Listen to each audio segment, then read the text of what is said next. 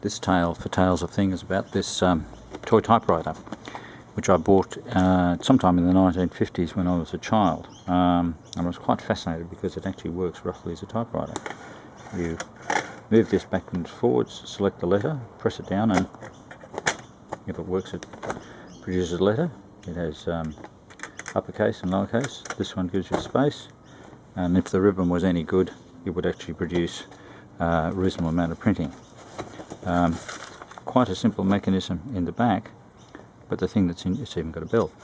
The intriguing thing about it is it uses this rotating drum, which is remarkably close to the IBM golf ball typewriters introduced in the 1960s. So there we are, toy typewriter from the 1950s, probably manufactured in the 1950s in the UK.